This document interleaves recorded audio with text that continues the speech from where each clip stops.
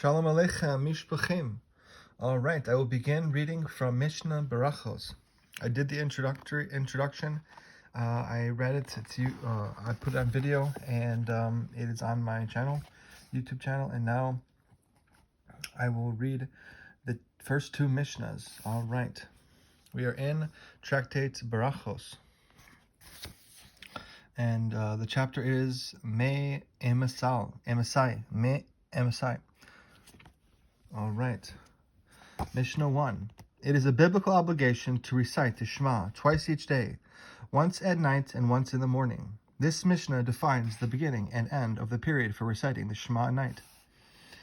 From when do we recite the Shema in the evening? What is the earliest time in the evening to fulfill the mitzvah of reciting the Shema? We can fulfill the mitzvah from the time that the Kohanim who had purified themselves that day enter their homes to eat their terumah. That is, from the time such Kohanim are allowed to eat terumah, which is when 3 stars appear in the sky. And we can fulfill the mitzvah anytime after that until the end of the first watch, the first third of the night. These are the words of Rabbi Eliezer. The next Tanaim agree that the period for reciting the nighttime Shema begins when 3 stars can be seen, but they disagree about the end of the period. But the sages say we can fulfill the mitzvah until midnight. The third opinion, Rabbi Gamliel, says we can fulfill the mitzvah until the light of the morning rises, dawn. The Mishnah relates an incident in which the view of the sages is explained. It happened that Rabban Gamliel's sons came home from a feast after midnight. They said to him, "We have not yet recited the Shema." Rabban Gamliel said to them, "If the light of the morning has not yet risen, you are still obligated to recite the Shema." The sons of Rabban Gamliel knew that the halacha follows the sages, since the sages outnumbered the other Tanaim, and that the sages deem midnight to be the deadline for the mitzvah. But they wanted to know what exactly the sages meant. Did they mean that the midnight deadline is biblical, in which case the period of the mitzvah ends at midnight and the obligation cannot be fulfilled after that?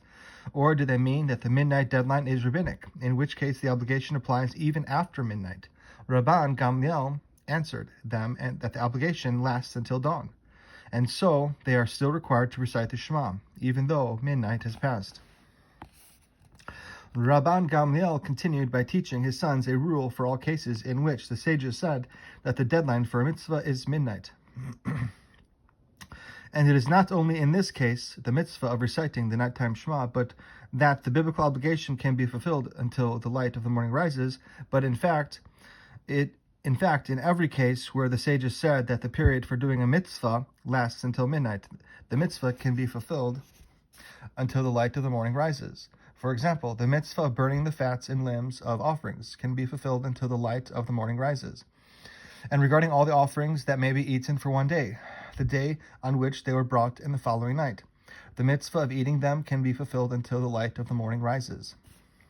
If so, why do the sages say that the mitzvah can be performed only until midnight? This deadline was set in order to distance a person from sin.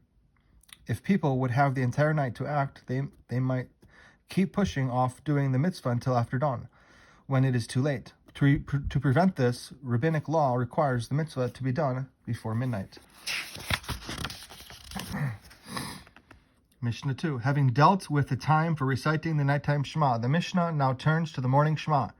The Torah states that the Shema must be recited when you rise, which refers to the period when most people rise in the morning. The Mishnah discusses when this period begins and when it ends.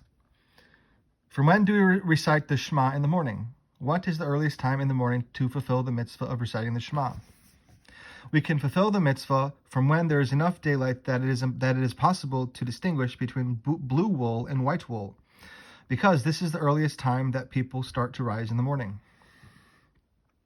The next Tana holds that the period begins somewhat later. Rabbi Eliezer says we cannot fulfill the mitzvah until there is enough daylight to distinguish between blue wool and wool dyed the color of leek, green, because that is when most people rise.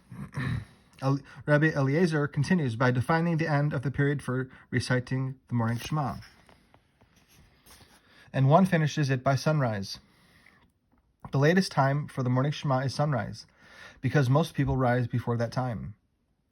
The Tana disagrees with the last ruling, but Rabbi Yehoshua says we can fulfill the mitzvah until the end of the first 3 hours of the day, because it is the way of princes to rise at the end of the first 3 hours. Since some people arise at this late hour, it is included in the period of the morning Shema. Rabbi Yehoshua teaches what one should do if he misses the deadline. One who recites the Shema from then and on, and after the 3rd hour, does not lose out on the blessings of the Shema. That is, although he can no longer fulfill the mitzvah of reciting the Shema, he can still say the blessings. And if he recites the Shema after the 3rd hour, he is rewarded like a person who reads from the Torah. Reciting the Shema after the deadline hour fulfills the mitzvah of studying Torah, since the Shema consists of the verses from the Torah. And that is Mishnah 1 and 2 of Berachos. All right. Have a wonderful day.